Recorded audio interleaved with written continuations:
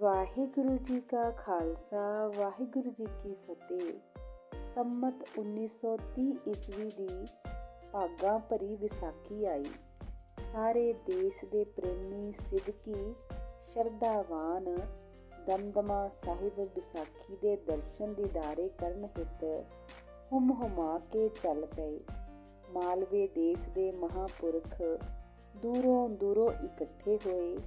ਸੰਤ ਮਹਾਰਾਜ ਜੀ ਵੀ ਹਰ ਸਾਲ ਦੀ ਤਰ੍ਹਾਂ ਆਪਣੇ ਸਾਥੀ ਸੰਤ ਮੰਡਲੀ ਨਾਲ ਅਤੇ ਸੇਵਾਦਾਰਾਂ ਸਮੇਤ ਦਮਦਮੇ ਸਾਹਿਬ ਗਏ। ਸਾਰੇ ਅਸਥਾਨਾਂ ਦੇ ਦਰਸ਼ਨ ਮੇਲੇ ਕਰਕੇ ਗੁਰੂਦੁਆਰਾ ਜੰਡਸਰ ਸਾਹਿਬ ਆਸਣ ਲਾਏ।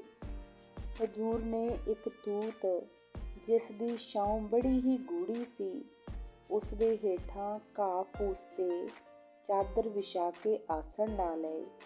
ਹੋਰ ਸਾਰੇ ਸਾਧੂਆਂ ਨੇ ਵੀ ਆਮੋ ਸਾਹਮਣੇ ਆਸਣ ਲਾ ਲਏ। ਸੇਵਾਦਾਰਾਂ ਨੂੰ ਲੰਗਰ ਤਿਆਰ ਕਰਨ ਦੀ ਆਗਿਆ ਦਿੱਤੀ। ਉਹ ਗੁਰੂ ਕਾ ਲੰਗਰ ਤਿਆਰ ਕਰਨ ਲੱਗ ਪਏ। ਰਹਿਰਾਸ ਸਾਹਿਬ ਜੀ ਦੇ ਸਮੇਂ ਸੰਤਾਂ ਦੇ ਪਾਸ ਗੁਰੂ ਕੀ ਹਜ਼ੂਰੀ ਵਿੱਚ ਰਹਿਰਾਸ ਸਾਹਿਬ ਜੀ ਦੇ ਪਾਠ ਉਪਰੰਤ ਆਰਤੀ ਸਾਹਿਬ ਜੀ ਦੇ ਪਾਠ ਤੇ ਕੀਰਤਨ ਦੇ ਦੀਵਾਨ ਦੀ ਸਮਾਪਤੀ ਦਾ ਅਰਦਾਸਾ ਕੀਤਾ ਗਿਆ। ਉਪਰੰਤ ਗੁਰੂ ਕਾ ਲੰਗਰ ਵਰਤਦਾ ਰਿਹਾ। 2 ਲਾਂਗਰੀ ਲੰਗਰ ਸਥਾਨ ਵਿੱਚ ਹੀ ਵਿਰਾਜ ਗਏ ਤਾਂ ਕਿ ਕੋਈ ਭੋਜਨ ਦਾ ਚਾਹਵਾਨ ਆਵੇ ਤਾਂ ਨਿਰਾਸ਼ ਹੋ ਕੇ ਮੁੜੇ ਨਾ। ਭੋਜਨ ਦੀ ਇੱਛਾ ਵਾਲੇ ਨੂੰ ਭੋਜਨ ਦਿੱਤਾ ਜਾਵੇ। ਸਾਰਿਆਂ ਤੋਂ ਬਾਅਦ ਸੰਤਾਂ ਨੇ ਵੀ ਭੋਜਨ ਛਕਿਆ ਅਤੇ ਤ੍ਰਿਪਤ ਹੋ ਕੇ ਵਿਰਾਜ ਗਏ। ਗੁਰਸਿੱਖਾਂ ਦਾ ਅੰਮ੍ਰਿਤ ਵੇਲਾ ਮੁੱਖ ਹੈ। ਸਾਰੀਆਂ ਸੰਗਤਾਂ ਨੇ ਸ਼ੌਚ ਕਰਕੇ ਦਾਤਣ ਕਰੂਲੇ ਕੀਤੇ ਅਤੇ ਨਹਿਰ ਦੇ ਛੋਟੇ ਸੂਈਏ ਤੇ ਇਸ਼ਨਾਨ ਕਰਕੇ ਆਪੋ ਆਪਣੇ ਨਿਤਨੇਮ ਵਿੱਚ ਜੁੜ ਬੈਠੇ। ਸੂਰਜ ਦੀਆਂ ਕਿਰਨਾਂ ਨਿਕਲਣ ਤੋਂ ਬਾਅਦ ਸੰਤਾਂ ਦੀ ਸਮਾਧੀ ਖੁੱਲ੍ਹੀ ਤੇ ਨੇਤਰ ਕਮਲ ਖਿੜ ਗਏ ਅਤੇ ਸਾਰੇ ਸੇਵਾਦਾਰਾਂ ਵੱਲ ਕਿਰਪਾ ਦ੍ਰਿਸ਼ਟੀ ਨਾਲ ਤੱਕਿਆ। ਸਾਰੇ ਸੇਵਾਦਾਰ ਸੰਤਾਂ ਦੀ ਕਿਰਪਾ ਅਨੁਸਾਰ ਬੜੀ ਲਗਨ ਨਾਲ ਲੱਗੇ ਹੋਏ ਸਨ।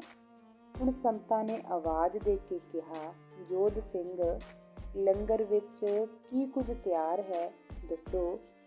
ਹਜ਼ੂਰ ਦੇ ਪਾਸ ਹੱਥ ਜੋੜ ਕੇ ਨਮਸਕਾਰ ਕੀਤੀ ਅਤੇ ਦੱਸਿਆ, ਗਰੀਬ ਨਵਾਜ਼ ਜੀਓ, ਚਾਹ 1 ਘੰਟੇ ਤੋਂ ਸੰਗਤਾਂ ਛਕ ਰਹੀਆਂ ਹਨ। ਦੇਸੀ ਚਾਹ ਵੀ ਤਿਆਰ ਹੈ, ਜਿਸ ਨੂੰ ਲੋੜ ਹੈ ਛਕੀ ਜਾਂਦੀ ਹੈ। ਲੰਗਰ ਵਿੱਚ ਦਾਲ ਵੀ ਚੜ੍ਹਾ ਦਿੱਤੀ ਹੈ ਅਤੇ ਸਿੱਖ ਆਟਾ ਗੁੰਨ ਰਹੇ ਹਨ।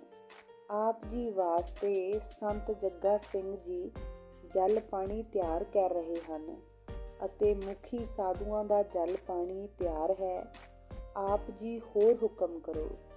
ਸੰਤਾਂ ਨੇ ਬੜੇ ਪਿਆਰ ਵਿੱਚ ਕਿਹਾ ਕਿ ਬੇਟਾ, ਪਹਿਲਾਂ ਸਾਰੇ ਸਾਧੂਆਂ ਦੇ ਆਸਣ ਤੇ ਜਲ ਪਾਣੀ ਪਹੁੰਚਾ ਦਿਓ, ਫਿਰ ਸਾਨੂੰ ਦਿਓ।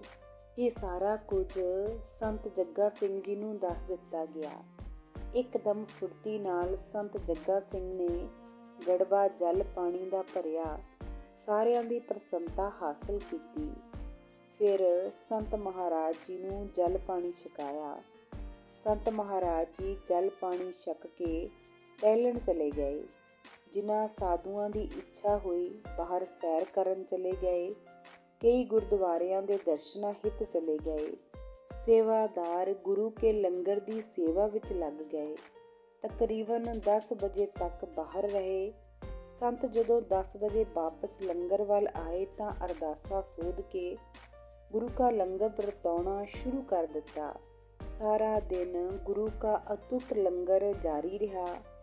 ਸਾਧੂ ਮੰਡਲੀਆਂ ਵੀ ਸੰਤਾਂ ਸਮੇਤ ਗੁਰੂ ਕਾ ਲੰਗਰ ਛਕ ਕੇ ਆਪੋ ਆਪਣੇ ਅਸਥਾਨਾਂ ਪਰ ਆਰਾਮ ਕਰਨ ਲੱਗ ਪਈਆਂ। ਸ਼ਾਮ ਦੇ ਟਾਈਮ 3 ਵਜੇ ਬਾਬਾ ਨੰਦ ਸਿੰਘ ਜੀ ਦਾ ਸੱਦਾ ਆ ਗਿਆ ਕਿ ਜੰਡਸਰ ਤੋਂ ਕੱਟੂ ਵਾਲੇ ਬੁੱਗੇ ਆਪ ਜੀ ਨੂੰ ਯਾਦ ਕਰ ਰਹੇ ਹਨ।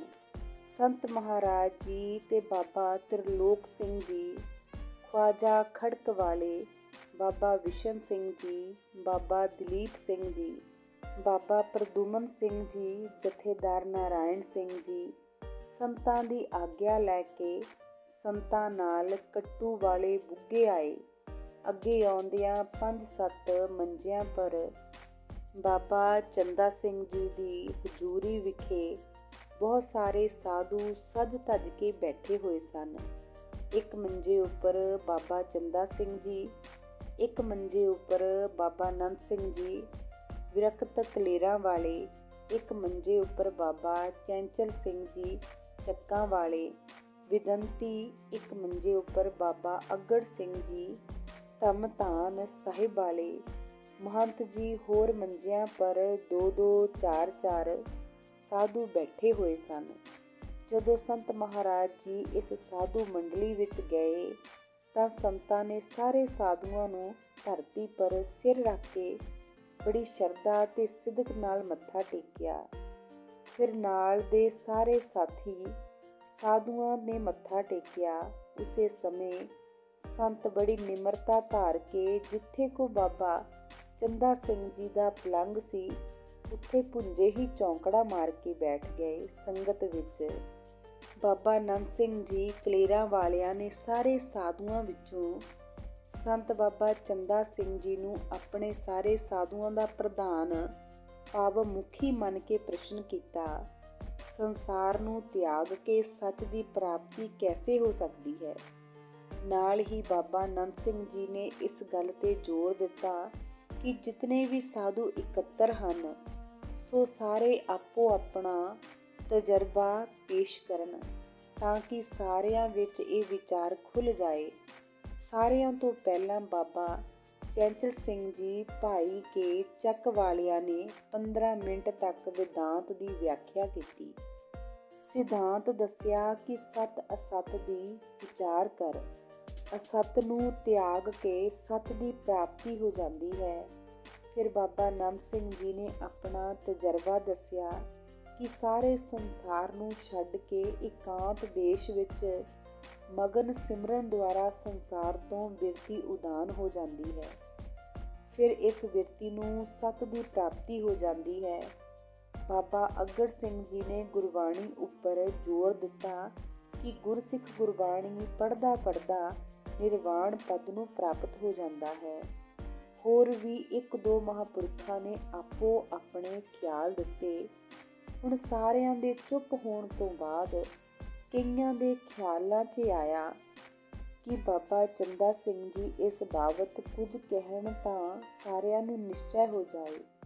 ਇਤਨੇ ਨੂੰ ਇੱਕ ਸੰਤ ਨੇ ਆਖਿਆ ਕਿ ਮਹਾਂਪੁਰਖੋ, ਅਜੇ ਤੱਕ ਸੰਤ ਬਾਬਾ ਜਵਾਲਾ ਸਿੰਘ ਜੀ ਹਰਖੋ ਵਾਲੀਏ ਕੁਝ ਨਹੀਂ ਬੋਲੇ ਅਤੇ ਨੀਵੀਂ ਪਾ ਕੇ ਹੀ ਬੈਠੇ ਹਨ। ਬਾਬਾ ਚੰਦਾ ਸਿੰਘ ਜੀ ਆਖਣ ਲੱਗੇ ਕਿ ਭਾਈ ਸਾਹਿਬ, ਸੰਤ ਕਿੱਥੇ ਬੈਠੇ ਹਨ। ਉਸੇ ਸਮੇਂ ਸੰਤਾਂ ਨੇ ਆਖਿਆ ਕਿ ਬਾਬਾ ਜੀ ਆਪ ਦੇ ਮੰਜੇ ਕੋਲ ਸਿਰਹਾਣੇ ਵੱਲ ਧਰਤੀ ਉੱਪਰ ਹੀ ਬੈਠੇ ਹਨ।